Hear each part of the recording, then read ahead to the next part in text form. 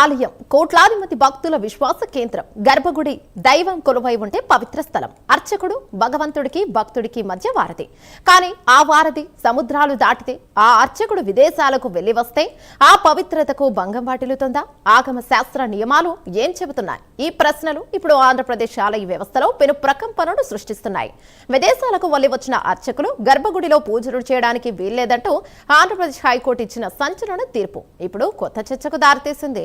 ఇది ఆగమ శాస్త్రాన్ని పరీక్షించే చారిత్రక తీర్పా, లేక ఆధునిక ప్రపంచంలో ఆచరణ సాధ్యం కాని ఆదేశమా? ఈ తీర్పు వెనక ఉన్న కథ ఏంటి? దీని పర్యవసనాలు ఎలా ఉండబోతున్నాయి? తెలుసుకోవాలంటే ఓసారి ఈ స్టోరీపై లుక్కేయండి.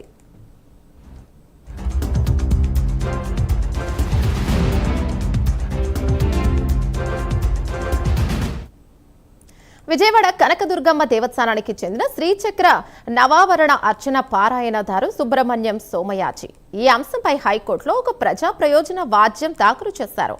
ఆయన వాదన చాలా స్పష్టంగా ఉంది. ఆగమ శాస్త్రం ప్రకారం గర్భగుడిలో పూజలు చేసే అర్చకులు అత్యంత పవిత్రంగా నిష్ఠగా ఉండాలి.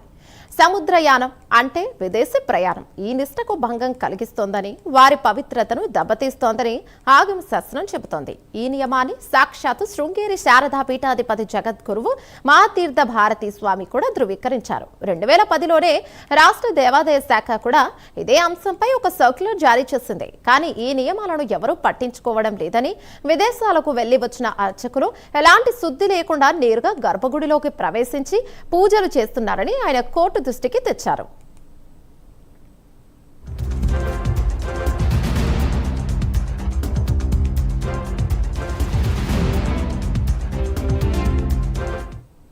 ఈ వాద్యంపై విచారణ జరిపిన హైకోర్టు న్యాయమూర్తి జస్టిస్ నిమ్మగడ్డ వెంకటేశ్వర్లు ఒక చారిత్రాత్మక తీర్పును వెలువరించారు.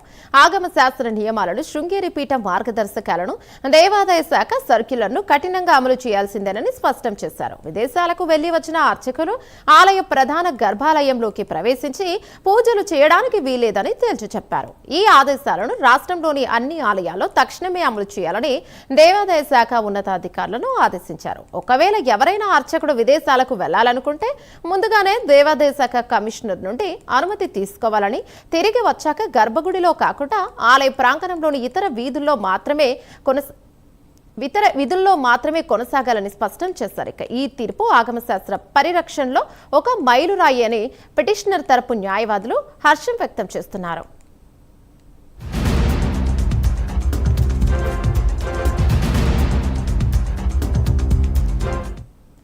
ఈ తీర్పు ఒకవైపు హర్షాన్ని వ్యక్తం చేస్తుంటే, ఇక మరొక వైపు కొన్ని ఆచరణాత్మక ప్రశ్నలను కూడా లేవనెత్తుతోంది. నేటి ఆధునిక ప్రపంచంలో విదేశీ ప్రయాణం ఒకే సాధారణ విషయం. ఇక చాలా మంది అర్చకులు విదేశాల్లోని హిందూ ఆలయాల ప్రతిష్టాపన కార్యక్రమాలకు, ధార్మిక ప్రవచనాలకు లేదా వ్యక్తిగత కారణాల వల్ల వెళ్తూ ఉంటారు. మరి వారందరినీ గర్భగుడి పూజలకు దూరం పెట్టడం సరైనదేనా?